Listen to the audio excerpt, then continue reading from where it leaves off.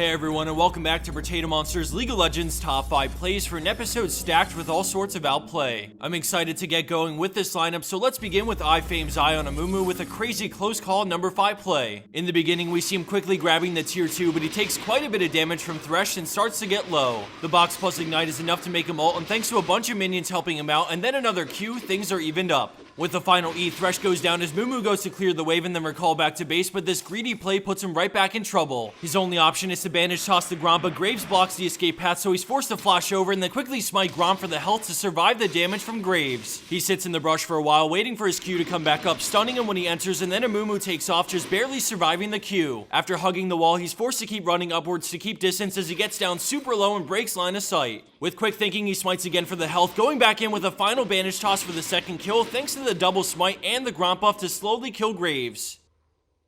The outplay continues with their next play from Strive like 5-4-3 on Orianna with a clutch move under the tower. This play starts off looking not so hot as they dive Orianna, but the enemy support and jungler can't quite stack the damage, so Zac backs off. Braum knows he can't solo kill her, so he has to walk away for now, but with the tower on their creeps, they can fully surround her. She shields and ults herself to hit all three, getting the instant double kill before flashing away from Zac to let the tower do the work. Orianna walks away from that dive with a triple kill, all thanks to the beautifully timed shockwave to pull them in, so let's check that out again before we move on. Landing in at her number 3 spot is Project Rio on Thresh with a nasty string of hooks that all happen in a row. Both teams are grouped mid, but the enemy Renekton is still top and he has no teleport, so blue team is looking for the right engage to all in. MF goes for the creep and Thresh reads her with a Q over the wall, finding a crucial free kill for his team as they quickly start to charge down mid. After taking the tower, they continue forward as we see Thresh eager to hook, finding it on the other AD carry with a Mad Life pull to deliver yet another free kill to his team. As he gets out Sejuani helps him with an ult as he tries to turn and get more kills, somehow threading the needle to land a godly Q past 3 creeps to find his mark and go 3 for 3 on hooks and enemies slain. Coming in at second place is Bobstone with an excellent teamfight play on Azir when things are looking bad at the start. He's recalling after pushing mid with his team when all of a sudden the enemy Volibear flashes over the wall and flings him back. Azir's in a bad spot, so he Zhonya's the flash shell from Cast as well as the flash dazzle from Taric. When he gets out, he shoves the enemy team back away from his team so they can isolate Cassiopeia while the other 4 players have to sit back and watch. Asher's arrow slows most of them, and then Azir lands a crippling 4-man slow to follow it up, allowing for the full-blown counter engage on the retreating blue team. One by one they go down, giving a triple to Azir, double the Cho'Gath, and then the win for red team after an extremely well-played teamfight that didn't look promising at the start.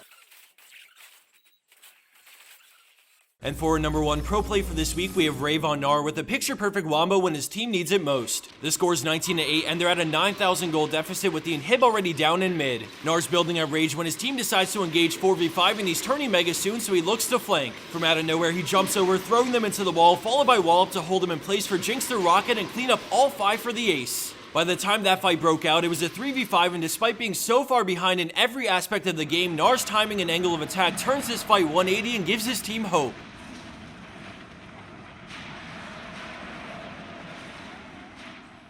And for the bonus clip of the week, we have Roro Noah on Braum, who's looking to quickly roam to mid for a gank, but things work out much better than expected. We see him moving up through river, but as he comes up the dragon, he spots Lee Sin soloing it and decides to contest it. Lee smites, so Braum is much more interested in killing him over stealing dragon, but why not both? As you facepalm and watch the rest of this play, I wanted to give a special thanks to our sponsor SkillCap, who provides the cash prize to our number 1 plays. Last time we shouted them out, I told everyone about their brand new coaching option available to members of the site. I wanted to follow up and show that more and more of their coaching reviews are being posted for all the members to watch, and they're covering different levels of games. As you can see, there are games from bronze, silver, gold, and even plat, and in my opinion, games that you can relate to, you can learn more from than watching a higher level of game than you're used to. You can preview the first 2 minutes to any of these videos for free, so check out the link in the description box if you're interested. Thanks for watching, everyone. Have a wonderful day and good luck out there on the Rift.